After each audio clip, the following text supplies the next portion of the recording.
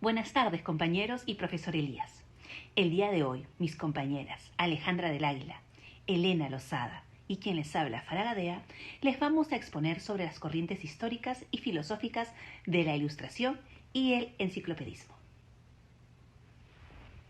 A continuación vamos a explicar acerca del contexto histórico de la época.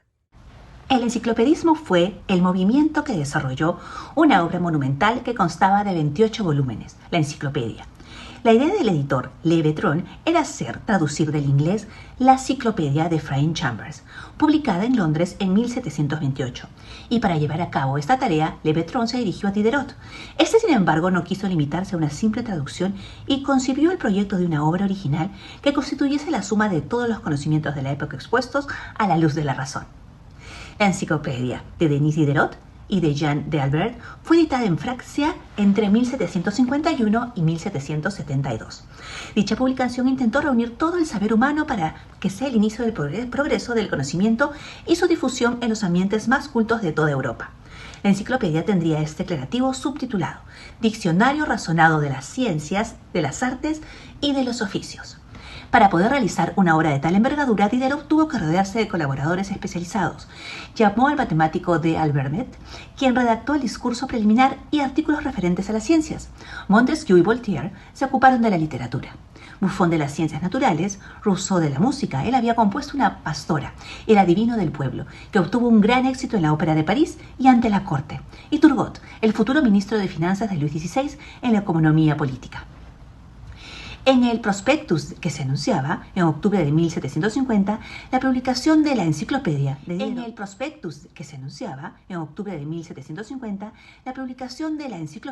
Diderot definía así la finalidad de la obra. El objetivo de una enciclopedia es reunir todos los conocimientos esparcidos sobre la superficie de la Tierra, exponer su sistema general a los hombres con quienes vivimos, a fin de que nuestros descendientes, haciéndose más instruidos, sean así mismos más virtuosos y más felices. ¿Cuáles son las características del enciclopedismo? Son exponer los vicios y la corrupción del poder existente, erradicar la superstición y la ignorancia, luchar por el restablecimiento de la libertad natural del hombre. Se llama Ilustración a la principal corriente del pensamiento europeo durante el siglo XVIII. Dicho nombramiento refleja la confianza en que, tras siglos de barbarie, había comenzado una era ilustrada, es decir, de formación educativa, que pondría fin a la ignorancia y al fanatismo. Las ideas de la Ilustración comenzaron a poner en duda los principios en los que se fundamentaba el antiguo régimen. Al proclamar la existencia de unos valores naturales, como eran la libertad, la igualdad y el derecho a la representación política, ideas que se compartían entre la nobleza y la burguesía. Es así que el progreso científico llevado a cabo a lo largo del siglo XVII fue interpretado por los filósofos ilustrados del siglo XVIII como el siglo del triunfo de la razón humana o el siglo de las luces, debido a que varios filósofos se creyeron llamados a iluminar con la luz de la razón todos los misterios del mundo y del hombre. Esta frase fue empleada con mucha frecuencia por los propios escritores de este periodo. E ignorancia, a una nueva edad iluminada por la razón, la ciencia y el respeto a la humanidad. El ser humano, al parecer, volvía a creer en sí mismo y en las grandes posibilidades de la inteligencia del hombre, para descubrir y entender lo desconocido. Como sabemos, la obra cumbre de la Ilustración fue la enciclopedia.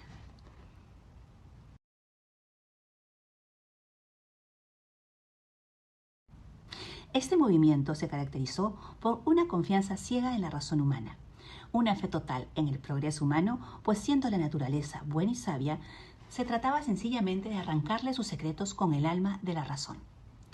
Una búsqueda de la felicidad personal del individuo, que había sido ensombrecida por las estructuras políticas, sociales y religiosas existentes. La lucha contra las instituciones que impedían el progreso y la felicidad. La búsqueda de la felicidad como objetivo fundamental fue lo principal. La libertad del pensamiento y la libertad de religión para ejercitar la razón, para criticar lo criticable. Preocupación por la educación como base del progreso social. Durante esta época de cambios resaltaron 4 grandes pensadores de los que voy a hablar a continuación. En un primer lugar voy a hablar de un pensador mejor conocido como el Barón de Montesquieu. Charles-Louis de Secondat, barón de la Brette y de Montesquieu, fue un filósofo francés y uno de los grandes pensadores de la Ilustración. Sus libros más importantes y populares fueron Cartas persas y El espíritu de las leyes, ambos trabajos en los cuales Montesquieu demuestra una inmesurable fascinación por las sociedades no europeas y un gran horror hacia el despotismo. En un primer lugar, voy a hablar un poco sobre Cartas persas. Cartas persas es una novela epistolar que consta de cartas enviadas entre dos personajes persas ficticios, Uzbek y Rika, que partieron hacia Europa en el año 1711 y permanecieron allí al menos hasta el año 1720, que es de hecho cuando termina la novela. Montesquieu utilizó este libro para criticar las sociedades europeas y exponer sus puntos de vista sobre tópicos como el contraste entre las sociedades europeas y no europeas, las ventajas y desventajas de los diferentes sistemas de gobierno, la naturaleza de la autoridad política y el papel adecuado de la ley. Montesquieu, por ejemplo, argumenta que el mejor gobierno es el que logra su propósito con la menor dificultad y controla a los hombres de la manera en que mejor se adapta a sus inclinaciones y deseos, que de hecho lo menciona en la carta número 80. Asimismo, Montesquieu señala que los franceses están movidos por el amor al honor a obedecer a su rey, y afirma entonces que esto hace que un francés de buena gana y con placer haga cosas que su sultán solo puede obtener de sus súbditos mediante la exhortación incesante con recompensas y castigos.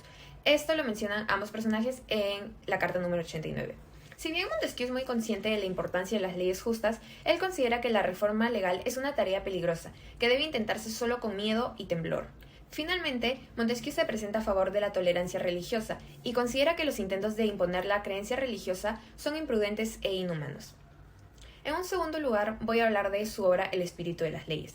El objetivo de Montesquieu en El espíritu de las leyes es explicar las leyes humanas y las instituciones sociales.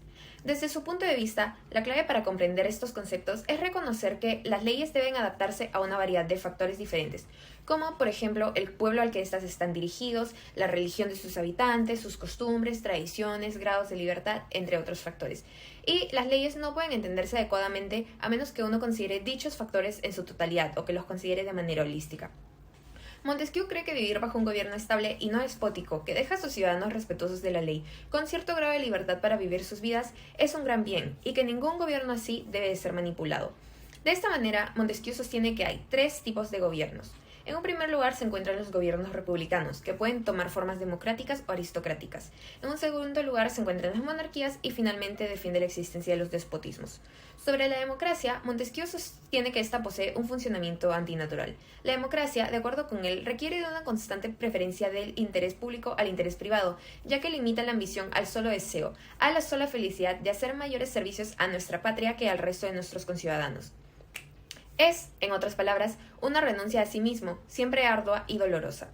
Para cumplir con este propósito, Montesquieu destaca la importancia de la educación. Según él, una democracia debe educar a sus ciudadanos para que identifiquen sus intereses con los intereses de su país y debe llevar a cabo controles para preservar sus costumbres. La educación, según Montesquieu, debe buscar establecer la frugalidad por la ley, para evitar que sus ciudadanos se sientan tentados a promover sus propios intereses, privados a expensas del bien público. Por la misma razón, las leyes por las que se transfiere la propiedad deben tender a preservar una distribución equitativa de la propiedad entre los ciudadanos. De esta manera, el territorio de todos los ciudadanos debe ser pequeño, para que sea fácil que los ciudadanos se identifiquen con él y mucho más difícil que surjan intereses privados extensos. Un segundo pensador que resultó sumamente influyente durante este periodo fue François-Marie Darwin, más conocido por su seudónimo Voltaire. Él fue un escritor y activista público francés que desempeñó un papel singular en la definición del movimiento de la Ilustración. En el centro de su obra se encontraba una nueva concepción de tanto la filosofía como del filósofo, que, en varios aspectos, influyó en el concepto moderno que se tiene de cada uno de estos. Frente al concepto de libertad, Voltaire adopta una postura entre el determinismo estricto y el trascendentalismo espiritual. Así, Voltaire justifica el libre albedrío mediante la afirmación de que los humanos no son máquinas determinadas por la materia y el movimiento. Sin embargo, sí son seres naturales regidos por leyes naturales inexorables. Así, Voltaire justificó la acción correcta en un yo que poseía la luz natural de la razón de forma inmanente. Para este filósofo, aquellas personas equipadas para comprender su propia razón podrían encontrar el curso adecuado de acción libre por sí mismas. Según Voltaire, el hombre no se ve arrastrado de manera irremediable a cometer el mal, sino que puede, a través de su razón, realizar el progreso necesario que lo lleve a la felicidad en este mundo. Pero, como muchas personas eran incapaces de tales niveles de autoconocimiento y autocontrol, la religión, de acuerdo con Voltaire, era un garantizador necesario del orden social. Pese a esto, este pensador se opone prácticamente al fanatismo cristiano. Él sostiene que esta conducta conduce a la persecución violenta de aquellos que no sean sometidos a los dogmas religiosos de la fe ortodoxa. Así, Voltaire advoca por un país donde las leyes del Estado sean favorables para la tolerancia y la convivencia pacífica entre los ciudadanos, independiente de sus creencias y o su fe. Voltaire defiende, además, la circulación libre de ideas en esta época de tolerancia y de comercio. De este modo, exige criterios externos que derivan de la vida en sociedad, como el interés de las naciones y la utilidad social y económica. Su idea de la tolerancia, por ende, se conecta con los valores de la civilización europea contemporánea. Como tercer filósofo, resulta imprescindible mencionar a Thomas Hobbes. Entre sus obras más famosas destacaron las siguientes: Los elementos de la ley, Los elementos de la filosofía y Leviatán. En estas obras, Hobbes formuló diversas interrogantes sobre el cuerpo y la mente, hasta llegar, de hecho, a preguntas sobre la filosofía política. De esta manera, Thomas Hobbes se propuso entender la interacción de los individuos en grupo mediante el entendimiento del funcionamiento de los individuos por sí mismos. En su obra Leviatán, que fue de hecho su obra más popular, Hobbes expone sus principales puntos de vista sobre la política y la sociedad, haciendo un particular énfasis a su teoría del contrato social, que voy a explicar a continuación. Según Hobbes, el estado básico natural de la humanidad es aquel de anarquía, donde los débiles son dominados por los fuertes. Así, la vida para la mayoría de las personas era, en palabras de Hobbes, solitaria, pobre, desagradable, brutal y corta. Por lo tanto, su único derecho natural era aquel de la preservación propia. Con el objetivo de eliminar este miedo básico presente entre individuos o grupos, Hobbes sugiere que las personas deben realizar una especie de contrato con un protector como su soberano. Bajo este contrato social, los individuos renuncian a todos sus derechos, mientras que los derechos del protector se mantienen absolutos. Sin embargo, Hobbes rechaza la existencia del derecho divino. Bajo su perspectiva, cualquier protector se encuentra en su lugar por un acuerdo específico con sus súbditos. No existían motivos ulteriores. De esta manera, se puede garantizar la paz entre los ciudadanos y, además, garantizar el desarrollo funcional de la sociedad. Pese a no ser considerado un filósofo firme de la educación, en su obra Leviatán, Hobbes resalta la importancia de una reforma inmediata de la enseñanza universitaria por parte del poder soberano. En todo momento, Hobbes sostiene que, aunque la situación educativa de esos entonces era desesperada, los medios para mejorarla seguían siendo relativamente sencillos. El mismo éxito de las universidades en sembrar la rebelión, por ejemplo, ofrecía la esperanza de un futuro pacífico. Así como éstas habían facilitado y explotado la ignorancia de la gente, podrían servir, argumenta Hobbes, para el fin opuesto. La reforma universitaria para él no se refería únicamente a la educación superior, sino más bien a la educación cívica de toda la comunidad, y por lo tanto era un asunto de suprema importancia política. Como lo habían ya demostrado las guerras civiles en repetidas ocasiones, cuando el pueblo no está bien instruido en su deber, la paz de la comunidad se vería perturbada perpetuamente, como sostiene Hobbes en su libro Leviatán. Para mantener la paz no bastaba la fuerza, las materias también debían ser enseñadas. Así, Hobbes sostiene que los soberanos que no ejercen sus derechos de supervisar la educación del pueblo no solo son míopes, sino que también son culpables de descuidar el fin mismo para el cual se instituyó la soberanía. Como último, pero no menos importante, se encuentra el filósofo Immanuel Kant. La filosofía de Kant está dividida principalmente en dos partes, la filosofía práctica y la filosofía teórica. A continuación voy a explicar un poco sobre ambas. La filosofía teórica, por un lado, trata sobre cómo es el mundo. Su principio más elevado es la autoconciencia, en la que se basa el conocimiento humano de las leyes básicas de la naturaleza. Dados los datos sensoriales, la comprensión de cada individuo construye la experiencia de acuerdo con esas leyes a priori. La filosofía práctica, por otro lado, trata de cómo debería ser el mundo. Su principio supremo es la ley moral, de la que derivan deberes que ordenan cómo deben actuar las personas en situaciones específicas o situaciones concretas. Kant también afirma que la reflexión sobre estos deberes morales y la necesidad propia de felicidad conducen al pensamiento de un mundo ideal, al que llama el bien supremo. Dado cómo es el mundo, la filosofía teórica, y cómo debería ser el mundo, la filosofía práctica, el objetivo de cada individuo es mejorar el mundo construyendo o realizando el bien supremo. Entonces, ambas partes de la filosofía de Kant tratan sobre la construcción autónoma de un mundo, pero en diferentes sentidos. En la filosofía teórica, cada persona usa sus categorías y sus formas de intuición para construir un mundo de experiencia o naturaleza. En la filosofía práctica, en cambio, se usa la ley moral para, primero, construir la idea de un mundo moral o un reino de fines que guía la conducta y, segundo, para transformar el mundo natural en el bien supremo. Asimismo, Kant llega a la conclusión de que la moralidad y la libertad se implican recíprocamente, lo que también es denominado un imperativo categórico. Desde este punto de vista, actuar moralmente es ejercer la libertad. y la única forma de ejercer plenamente la libertad es actuar moralmente. Primero, sigue la idea básica de que tener voluntad de actuar es actuar según algún principio, o aquello que Kant llama una máxima. Una máxima es una regla subjetiva o política de acción. Dice lo que una persona está haciendo y por qué lo está haciendo. En segundo lugar, Kant distingue entre dos tipos básicos de principios o reglas sobre los que se puede actuar. Esto es lo que él llama principios materiales o principios formales. En correspondencia a los principios materiales están los que Kant llama imperativos hipotéticos. Un imperativo hipotético es un principio de racionalidad que indica cómo actuar para satisfacer un deseo en específico.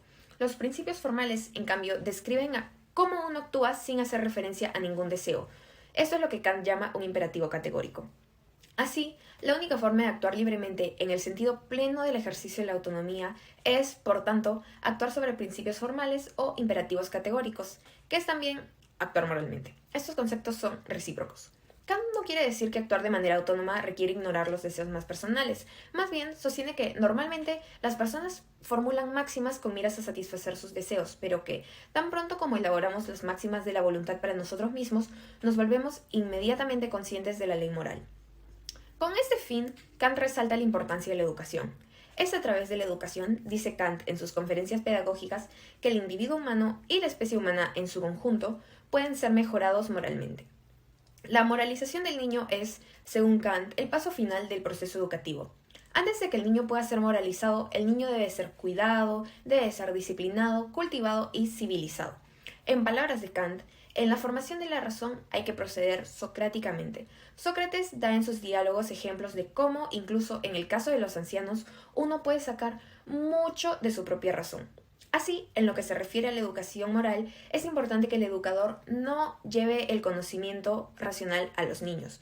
Por el contrario, el educador debe extraer dicho conocimiento de ellos. Eso fue todo por los pensadores más importantes de esta época. A continuación le voy a dar la palabra a mi compañera Elena, que va a explicar un poco sobre las corrientes pedagógicas durante estos momentos. Gracias, Alejandra. Me gustaría también mencionar y quisiera hablar sobre un aporte que hizo uno de los grandes pensadores de la Ilustración, que sería Montesquieu. Siguiendo la línea que mencionaba Alejandra antes de entrar a las corrientes pedagógicas, es que Montesquieu construyó un relato naturalista de las diversas formas de gobierno y de las causas que las convirtieron en lo que eran y que impulsaron o restringieron su desarrollo. Así que usó este relato para explicar cómo se podría preservar a los gobiernos de la corrupción. Montesquieu veía el despotismo, en particular, como un peligro permanente para cualquier gobierno que no fuera ya despótico, y argumentó que la mejor manera de prevenirlo era mediante un sistema en el que diferentes cuerpos ejercieran el poder legislativo, ejecutivo y judicial, y en el que todos estos cuerpos estuvieran obligados por el Estado de Derecho. Esta teoría de la separación de poderes tuvo un enorme impacto en la teoría política liberal hasta el día de hoy y en los redactores de la Constitución de los Estados Unidos de América. Ahora sí, entraremos a lo que serían las corrientes pedagógicas. Ahora hablaremos sobre la pedagogía tradicional. La enciclopedia basa su investigación en la libertad desde una perspectiva: pensamiento, investigación y religión. La pedagogía tradicional es la base de modelos pedagógicos actuales. Las ideas de la pedagogía tradicional eran de construir un hombre modelo, formar carácter, hábitos, el orden ante todo, un proceso de autoformación y valoración del conocimiento por sí mismo. Como vemos, el rol del profesor va a ser de impartir, va a ser de disciplina, de ordenar y va a ser inflexible. Por el otro lado, el estudiante va a ser sumiso, va a solamente memorizar y limita a obedecer. Y en esta pedagogía va a ser receptivo y totalmente pasivo. La relación docente-alumno predomina la autoridad, disciplina impuesta por el paternalismo en lo cognitivo. Se utilizaban los pizarrones y libros de texto, formación de talleres y laboratorios. El enfoque fue fundamentalmente conductista y neoconductista. Las evaluaciones van a ser solamente dirigidas al resultado y ejercicios básicamente reproductivos. Pedagogía ilustrada. La pedagogía se puede considerar como pedagogía pura, ya que no solo floreció en la materia política, social y pedagógica, sino que también enriqueció los conocimientos que los hombres aprenderían desde ese entonces hasta la actualidad. Hasta el siglo de las luces, que vendría a ser el siglo XVIII, se fija como premisa de que el niño concebido no es un pequeño adulto, sino que es un ser con necesidades y satisfacciones específicas. También se asignó al pedagogo la misión de observar sus capacidades para intentar favorecer su desarrollo, bajo el lema dejar crecer. Al mismo tiempo, Jane Rousseau insistió en el objetivo fundamental de la educación: educar al hombre en potencia. La Ilustración no solo pone a juicio a las instituciones políticas y religiosas, sino que supone una dura crítica hacia las instituciones educativas tradicionales, como ya hemos visto anteriormente sobre la pedagogía tradicional. Entonces él pone una dura crítica hacia ello, hacia la pedagogía tradicional, a los métodos e incluso a los contenidos de esa época. La pedagogía en la Ilustración se caracteriza por fijar nuevos métodos pedagógicos donde la razón ya no es el criterio supremo, sino que toma un rumbo hacia el humano, los sentimientos y la nueva forma de enseñar, que está basada en el placer por aprender. Los ilustrados empiezan a dar forma a un nuevo movimiento educativo al margen de la institución religiosa, sean a través de nuevos focos de difusión científica y cultural como las academias, los observatorios, los consulados de comercio o las librerías. La educación en esta época se preocupa y su objetivo es encaminar al individuo hacia la realización de su esencia racional, dando respuestas a preguntas como cómo entrenar tu capacidad racional o qué contenidos voy a enseñar. En la educación básica y la ilustración, los contenidos a tratar eran entrenamiento en la lengua materna para expresar de manera correcta las ideas, estudio del griego y el latín para la posibilidad de estudiar a los clásicos, y estudios de matemática y física e historia y geografía.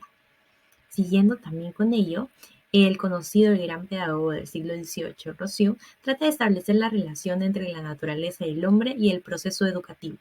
Además, también se establecen los contenidos de la educación, que se establece una serie de niveles que organizan la administración, que hasta el día de hoy lo vemos presente, que vendría a ser la instrucción primaria, la instrucción secundaria y la instrucción superior. Este nuevo sistema educativo nacido de la Ilustración tendrá los siguientes contenidos. Tendrá las facultades físicas, los beneficios derivados de la gimnasia son al mismo tiempo aportaciones a la moral y a la convivencia social. Facultades intelectuales se desarrollan aspectos del intelecto como la imaginación, la razón y la memoria. Facultades morales, en esta época, la moral es entendida desde la razón y no desde lo divino.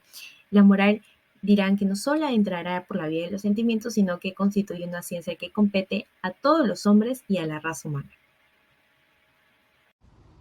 Los contenidos conceptuales se necesitan. Estos se necesitan para poder tener un bagage cultural al menos elemental. A veces, los educadores nos centramos tanto en transmitir contenidos secundarios que los alumnos pierden la oportunidad de retener la idea principal. Y nos sirven para aprender a procesar esa información y que no sea significativa. Además, esos contenidos nos ayudan a aprender, a valorar, a criticar, a identificar modelos, lo que engendrará la posibilidad de enseñar los contenidos actitudinales. Ahora hablaremos un poco sobre las ideas principales de la pedagogía ilustrada. Uno de ellos era el estudio del conocimiento. De acuerdo con la filosofía de Locke, los autores del siglo XVIII creían que el conocimiento no es innato, sino que procede solo de la experiencia y la observación guiadas por la razón. La siguiente idea vendría a ser el poder de la razón. Si la humanidad podía resolver las leyes del universo, ellos decían, y esas eran las propias leyes de Dios, entonces el camino estaba abierto para descubrir también las leyes de la naturaleza y la sociedad. Siguiente idea principal sería la importancia de la educación. Ellos creen que a través de la educación apropiada, la humanidad podía ser modificada, cambiada su naturaleza para mejorar. El último punto de idea principal vendría a ser el descubrimiento de la verdad. Se otorgó un gran valor a esto, a través de la observación de la naturaleza, más que mediante el estudio de las fuentes autorizadas, como por ejemplo la Biblia.